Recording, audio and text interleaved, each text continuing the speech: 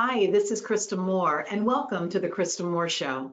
This talk show format is a new way to learn as I interview experts and thought leaders on subjects that are really important to you, important to your health, your wellness, and your success.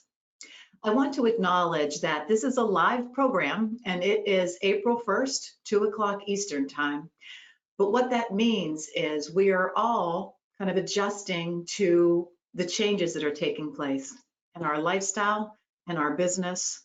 Many of us are working from home because of this pandemic. And I just want to say that my heart, my thoughts, my prayers are with all of you as you adjust to what's going on in the world. And I hope you stay healthy and I hope you stay well. One of the things that I'm fortunate enough is that I can still do the show because I do this remotely most times, and this way I can still interview my guests and bring you some great information. Now, timing's everything because today I have an absolutely fabulous guest, and many of us are watching this from home as we kind of have a stay-at-home order and trying to balance productivity and our health, and that's her subject. So I'd like to introduce to you, she is a sought-after speaker, also an Amazon best-selling author, and a wellness and health fitness coach. So I want to introduce to you Marcey Rader. Marcey, you there? Yes, hi. Yay, perfect. And I love interviewing speakers because, you know, they've got the stage presence, they've got the good camera, the good audio. I don't have to worry about any of that. You look beautiful. Thank you. Thank you. I'm happy to be here. Good. Well, I want to really give you a chance to introduce yourself to the audience, let them know a little bit more about you, kind of fill in the blanks for them, please. Sure. Well, as you said, I am a health and wellness specialist and coach, but I'm also a productivity speaker and coach as well.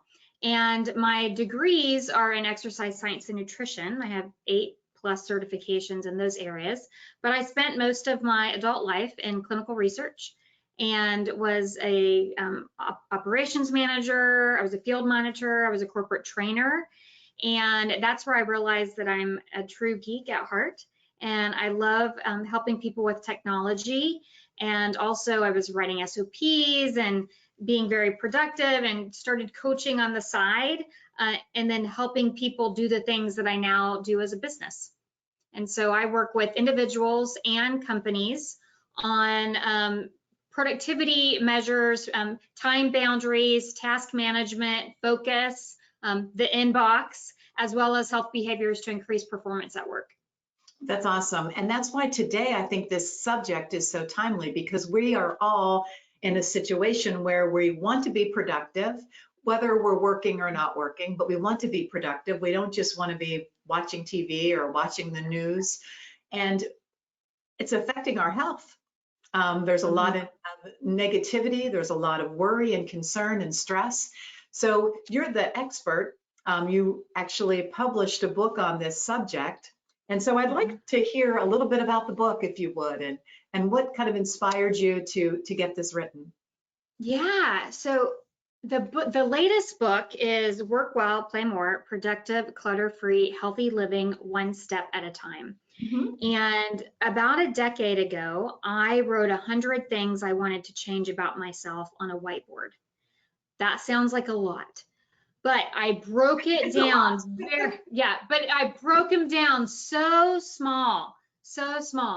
And that whole whiteboard journey started the trajectory to my business.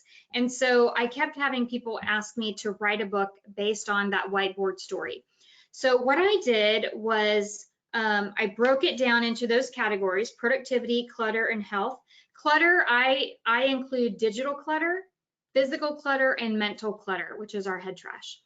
And so we have 12 months of the year, and each of those behaviors or areas are featured in each of the 12 months, along with levels of novice, pro, and master. Because one of my complaints with a lot of habit changing books or nutrition books or health books or, declutter or whatever the books are, is that they're either very generic and speak to the masses almost too much and don't like really get in the weeds and say, do this X, Y, Z, or they are, under someone's level or over someone's level, and they're just speaking to the middle. And so I wanted to make sure that we do, we have the different levels. So you could keep coming back to chapters after you mastered a certain category or level.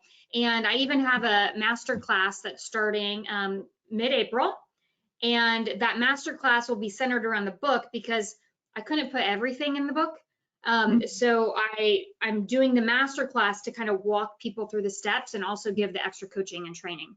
Oh, that's great. We should talk about that. I wasn't aware that you put together a master class that aligns with the book. And are you making it an online digital course as well? So I have a digital course that's self-paced, but I didn't want this to just be a self-paced course. I wanted it to be something that I could interact with people and engage them, because when it comes to behavior change, again, even though I put the different levels in the book, there are still, people have individual circumstances. So every month we'll have up to 5 live webinars. And so a webinar with each of those areas, productivity, clutter, and health, for that month's behavior. But then we'll also have live Q&A and then a guest expert. So in almost every chapter, I refer or have information from somebody that maybe is a professional organizer or a stylist or something. And so we'll have them on as well. And I want it to be more of an interactive rather than a self-paced course. Yeah, that sounds great. I'm looking forward to hearing more about that. One thing that we've learned over the years, I'm sure, as we're coaching individuals, is we all have certain behaviors or mindset or habits that we want to change, but it just doesn't happen. Can you pinpoint, is there like a silver bullet? Like, why is the action not taken? Why doesn't the shift or the change often just not take place? Yeah, I wish there was a silver bullet or a magic pill, because I would be rich. But there are actually many reasons why people aren't able to change their behaviors. And that's one of the things that in the very first part of the book, I talk about the foundations of behavior change. And the very first part of the masterclass is all about foundations of behavior change. And there are a few things that stand out to me on of why people aren't able to change those behaviors. One is that people go at it with this all or nothing approach. And if you think about it more as a project or an experiment, it really changes your mindset towards whatever the goal is that you're trying to achieve. Because if you were a scientist and you have this hypothesis, you have this theory about what something is going to be like, if I do the Whole30 diet, my life will be perfect. If I declutter my garage, my life will be perfect. If I get to inbox 0, I'll be able to never look at email again at night or something like that. But if you think about it in terms of a project or an experiment, what if that goal that you thought, or that outcome that you thought you were going to achieve, actually isn't even the goal that you wanted? And so that's the other step, is the consequences to that. So what are the consequences of getting up early at 6 a.m. to do a workout? Well, I'll be healthier, I'll feel better going into my day, this would be great. No, but also think about the other consequences. If 6 a.m. or 5 a.m. is really early for you, does that mean that you're going to be jacked up on coffee the rest of the day? Does it mean that you now have to go to bed at 9? And my husband doesn't get home until about 8:30 or 9. And so, I wouldn't even see him for very long if I went to bed earlier. So there are also these consequences. So if we think about it in terms of a project or an experiment, then it could be that it's not that we failed. It's just that, our hypothesis, we just hypothesized it differently. I'm going to give you a real one. So okay. Because I think a lot of people on the line are experiencing kind of stress, uncertainty, and it might be taking them down a different habit because their lifestyles just changed. Now they're getting up in the morning and not getting showered and ready and dressed to go to work. So they're going to hang out in their sweats all day or their pajamas. So how could you make an experiment out of changing the habit around something like that? Yes. So just the other day, I got an email from a CPA that said, I have been in the same stained sweatpants for 5 days and my lunch was a bag of Doritos. So I know this to be the case right now, for sure. And there is no way for anyone to feel productive when they're in their pajamas. And, you know, keeping our routine as much as possible during this time is important because it is actually easier to start a habit from scratch than to restart a habit that we had before. And so, you know, doing as many things as possible that, you know, relates to our old routine is important. This is also, go ahead. I want to make sure I understood that. So you were saying, maybe I didn't hear you right, that it is harder to restart a habit than actually start a new one? Yeah. See, I find that amazing. Yeah, because we already know what the outcome and the what the alternatives are to that old habit. But if it's a new habit, we're not quite sure. So we're actually going to, you know, attempt a little bit differently. Is the new habit replacing the habit that you want to get rid of? Like, for example, that example of wearing sweats all day. Yeah. It's a new habit. It's a new habit, but before I used to get dressed every day. Yes, before you got dressed every day, and now you are comfortable in your sweatpants every day. It feels good. And it feels good. Maybe to me, actually, it doesn't feel good because I don't feel like a business person. Yeah. I don't feel, you know, I don't feel like I am productive. I don't get dressed up every day. Okay. So I'm thinking from an experiment standpoint. I remember when I was first in sales, this was many, many moons ago, and I was an inside sales rep. And I was in the habit of going into the office, but I'd be dressed up in a suit and my hair and my makeup. Nobody saw me. This was in the day when we didn't have, you know, video conferencing. Yeah. But it made me feel better, like you said, more professional. And I remember kind of playing with that a little bit. And I sold more when I was dressed up and acting and being professional than, let's say, when I came in and I, you know, didn't feel so well about myself and my self-image. It was coming across over the phone. Absolutely. So that just made me think of that. So I'm wondering, from an experiment standpoint, maybe someone should try and go back to their old habit and just see if there's a difference in how they feel, maybe their business results, how other people perceive them. Absolutely. That is a great example. And the other thing that putting on clothes does for you is it gives you a transition, which is so important when you work from home, because the tendency is to actually work more hours, work longer when you work from home. And sometimes your only transition, since you're not leaving the house to go somewhere, your only transition is actually changing your clothes. Yes. And so that to me is super, super important, you know, from a mindset perspective, but also to give yourself a transition. The other reason it's important to think about it as a project or an experiment, besides the fact that you don't really know what the outcome is going to be, but also when you are telling other people that you're doing something, like, you know, you're on a new meal plan, or you're exercising every day, or you're, you know, I'm going to start meditating every day at lunch. For many people, they may feel defensive, like they should be doing that too. Or they'll try to sabotage you, or they just don't like it. Like, no, you're good just the way you are. Why do you need to do that?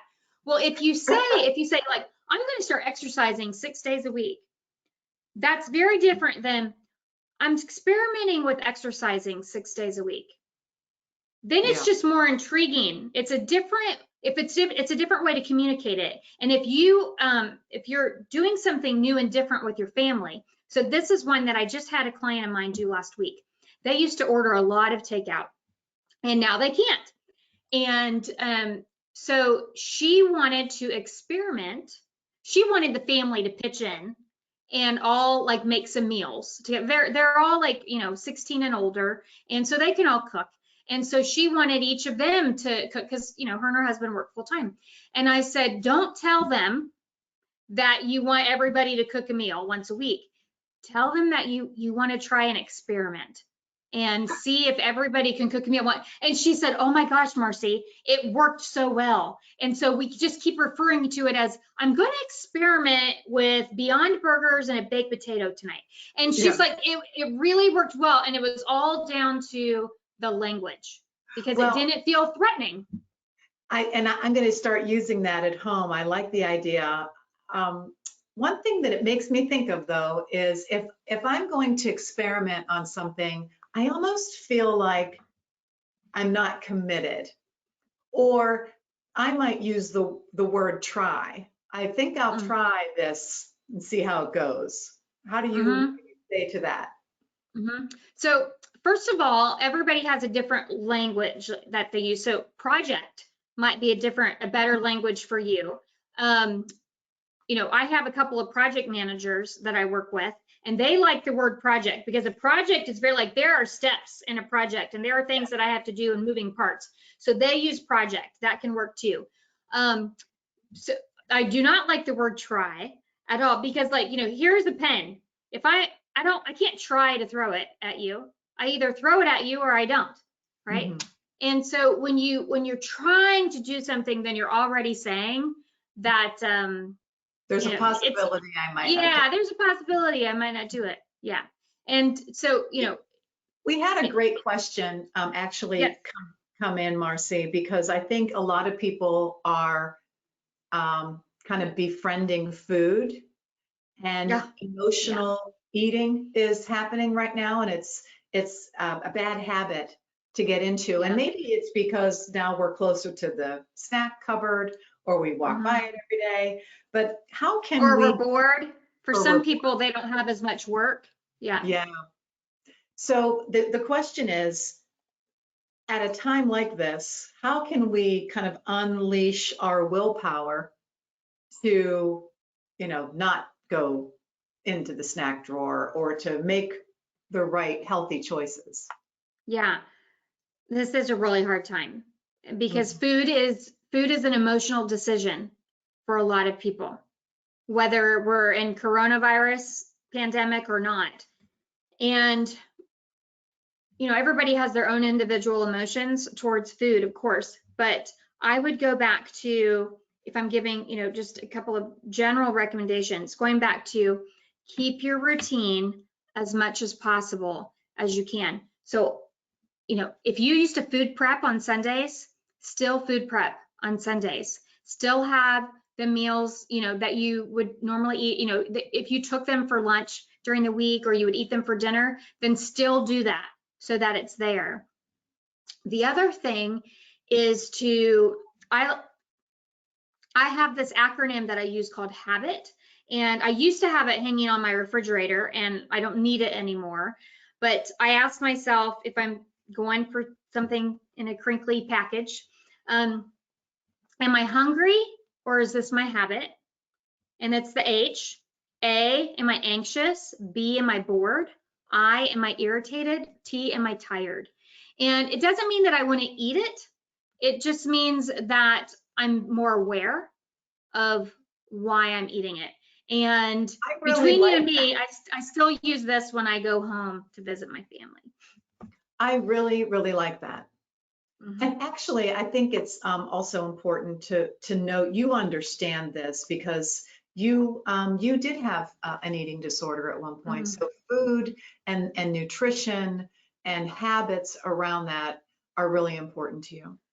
Yeah, yes, absolutely. I had, in my teens, I had binge eating disorder. I couldn't make myself throw up, so I wasn't bulimic. I didn't have that skill. That's what I thought it was back then, was a skill.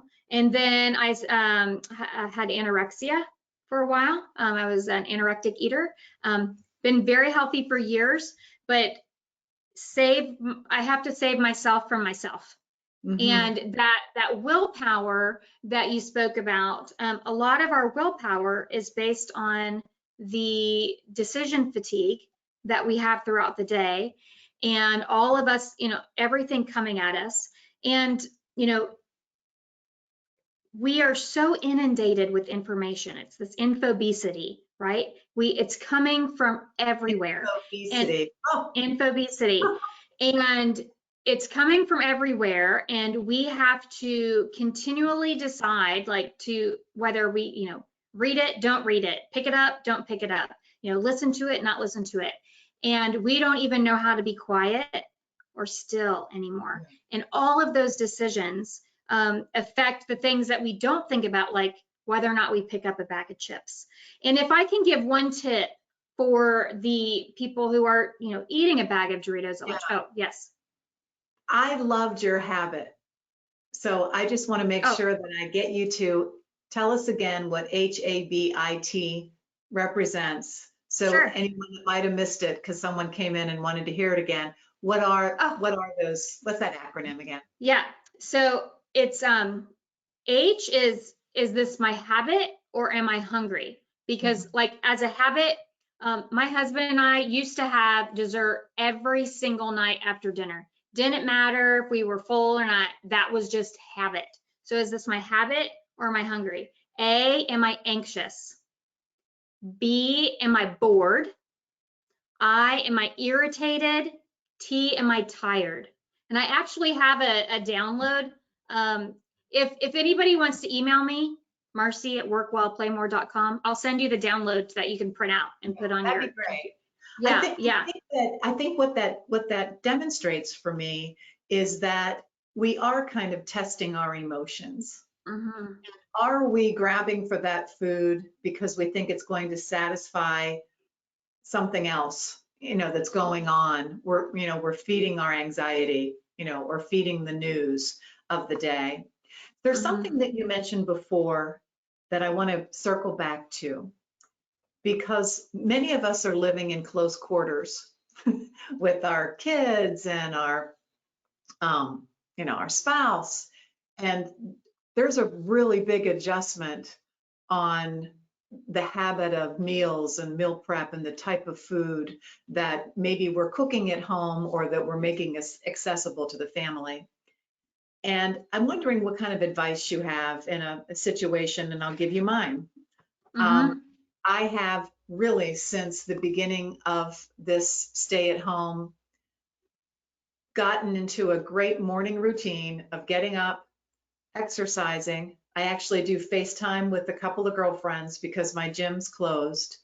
And one of them is a YMCA instructor, so it's great. She's like the drill sergeant, and we get to see each other, and it's just our great routine. And then we go for a walk. That's great. And I love that, and I feel better because of it. And then I got into a habit of drinking these green shakes in the morning that just give me all this wonderful vitamins, just supercharges me for the day. So I'm loving this routine.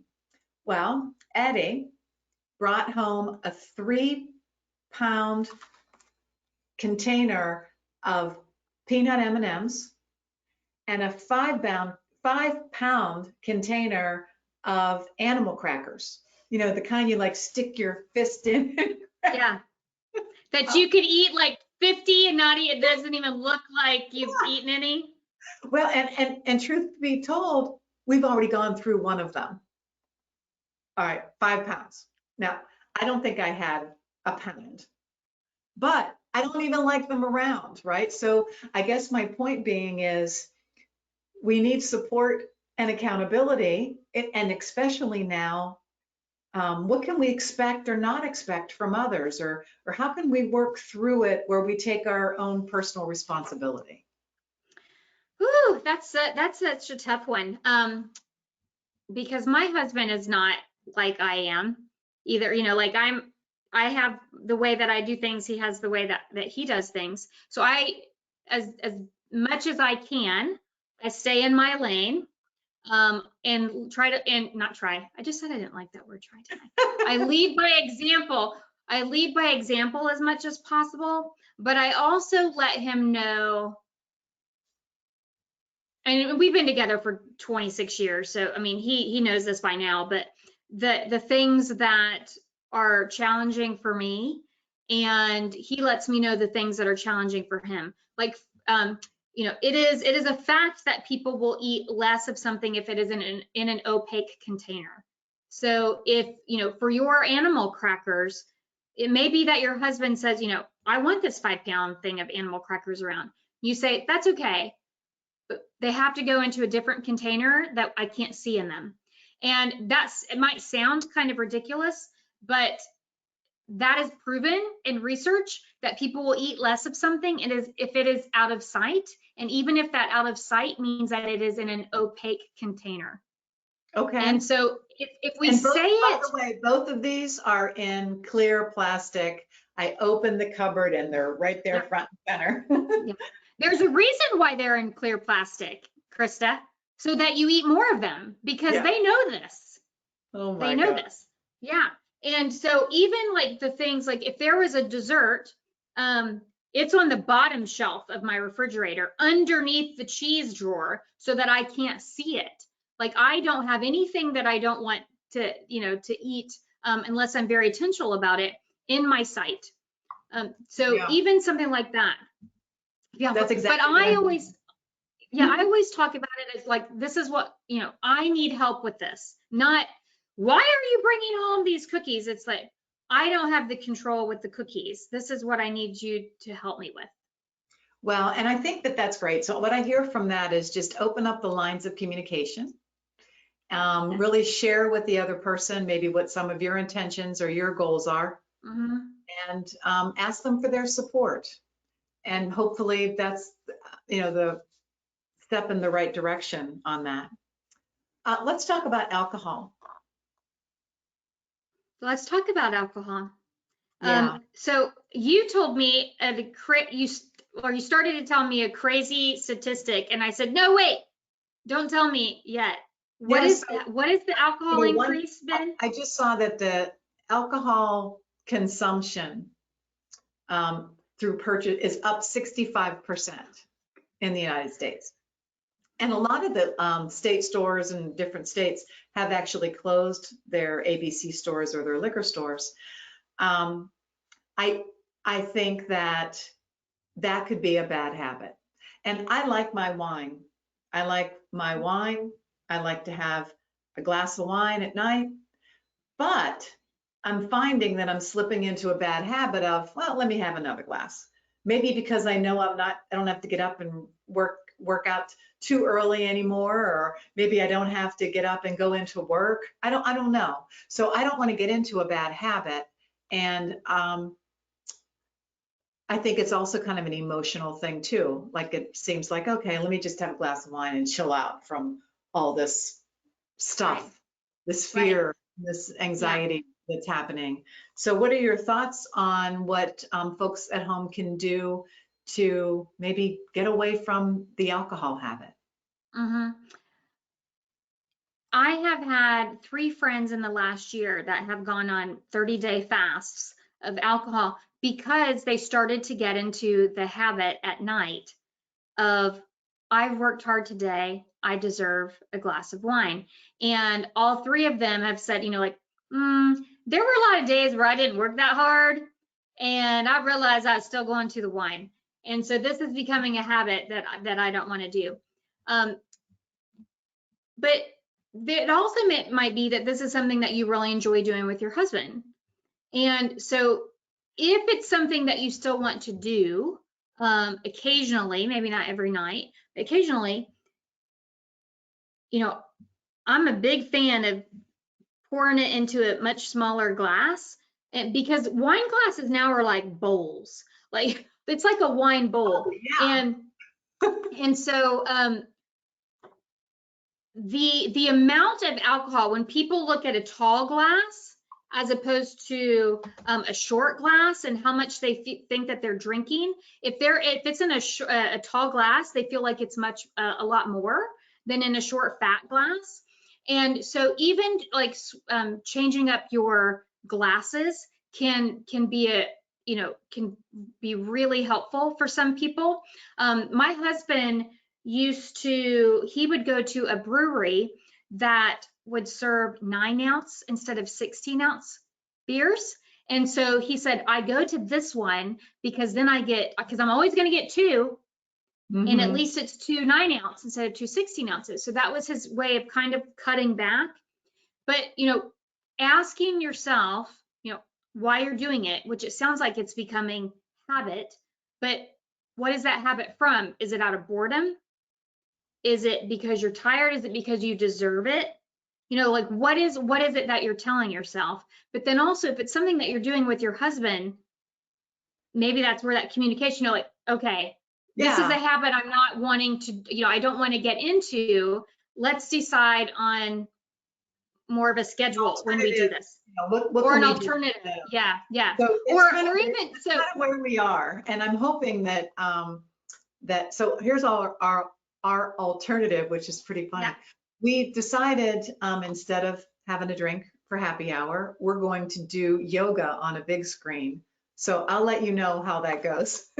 So every evening, just do a little bit of yoga on the big screen, like hook it up to the internet. And my theory is if I exercise or I do something like that in the evening as well, I'm not going to feel like having a glass of wine. And, I'm substituting something healthy for something that is not so healthy. So yes. I'll let you know how that works. Yeah, I like that. One thing I do want to mention that I do, so I brew my own kombucha tea. And so I will often put kombucha in a champagne glass. So I feel very fancy. And I like that feeling of drinking out of a very fancy glass.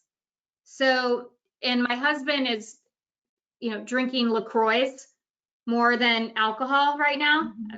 Well, always. He's drinking more LaCroix than alcohol always, but he's drinking less alcohol now. But even doing something like putting LaCroix in the glass that you would, normally drink alcohol out of, even that can be helpful for some people.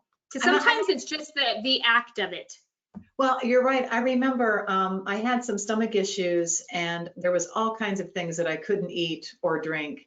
And one of them was couldn't have any alcohol. And for about 6 months, I couldn't have things till my stomach healed. And I remember making the transition to water in a wine glass. So at night I had water in a wine glass with a lemon, and then that kind of gave me that feel, of whatever that feel is. Yeah. And it's your habit. Exactly. Yeah. Is there anything else that you want to make sure that we talk about? We have maybe a few minutes. We went a little over, but I think it's such a timely subject, and I've got you on the line. So I just want to be able to, give our listeners some additional words of wisdom around productivity and health. Because you mentioned the time that we're in, this is considered a milestone, and behavior change a lot of times make or break is around milestones. And milestones are things like having a baby, your kid moving out of the house, getting married, getting divorced, buying a new house, starting a new job. Big life-changing events are times when a lot of people will start new habits. And even things like, when people hit a birthday that ends in 0 or 5, they tend to make bigger goals.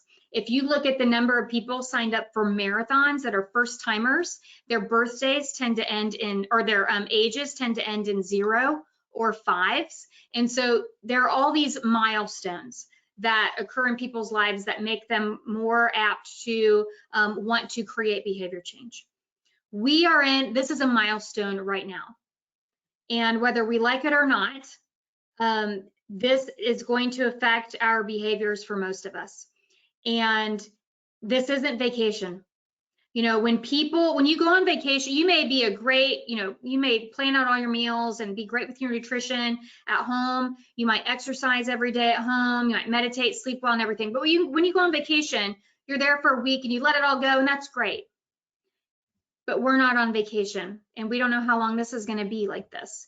And it's going to be harder to go back to the healthy way that you were before.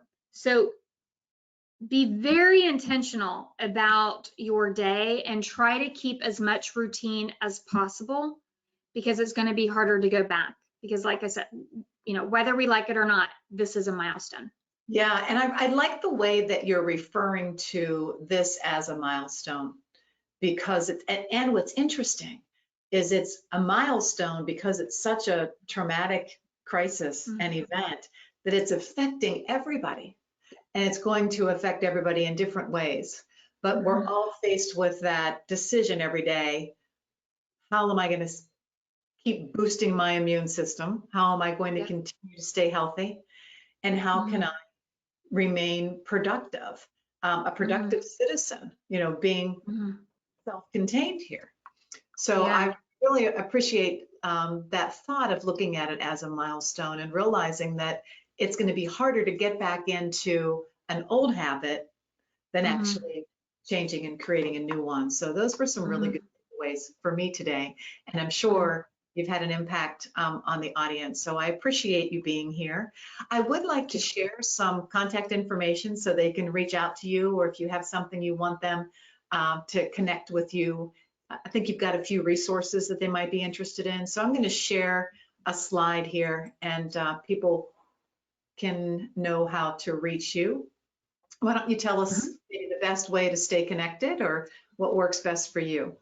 Sure. I am LinkedIn only, so they can connect with me on LinkedIn. And my coaching website is marceyrader.com. My corporate website is workwellplaymore.com. But I am giving away the first month of behavior change, all the novice levels for the behavior change for the first month of my book, and that they can get at workwellplaymore.com/gift.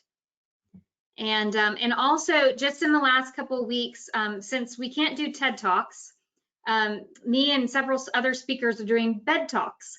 And so we're doing 4 minutes or less of different talks from our beds. And so those have been really fun, but those are around, the ones that I'm doing are around habits and behavior change during this milestone. Yeah, I've watched them. I think they're great. Thank you. Thank you. I love the whole idea. And that was founded by somebody right here in Raleigh. Yes, David Rendell. Yeah, he lives in Goldsboro. Yeah, challenging other speakers, especially since so many speaking engagements have been canceled. That's what we're experiencing. And this gives us another way to kind of get our message heard. So I think it's a great idea. So your bed talks, I know, are on LinkedIn. If anybody wants to hear them, they can go ahead and find you on LinkedIn and see your posting of them. Yes. Well, thanks again. Take care of yourself. Thank you for all the tips and techniques, and I hope you and your family continue to stay healthy and safe and well. Thank you, Krista. I appreciate the opportunity. That's great.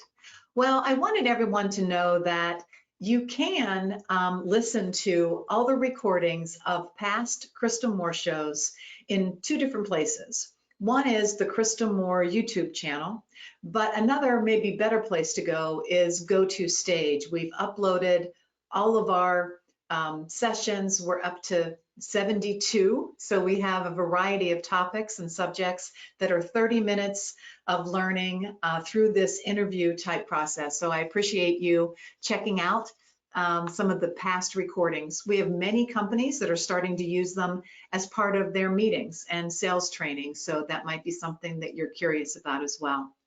Next week, I have another fabulous guest.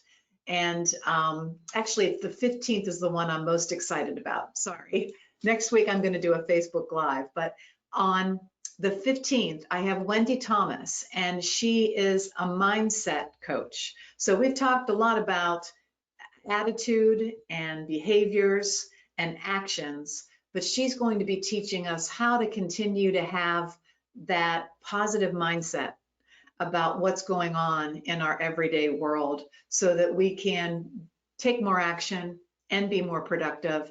And she's got some great tips on creating positive mindset. So I hope you'll join me. That's the 15th, Wendy Thomas, just like Wendy Thomas, the daughter of the owner of Wendy's. She's got a great name. Anyhow, I want to thank you for joining. I hope you can come back another time, listen to the recordings, but most important, I want you to be safe and healthy and take care of yourself. We care about you and we care about your success. Take care.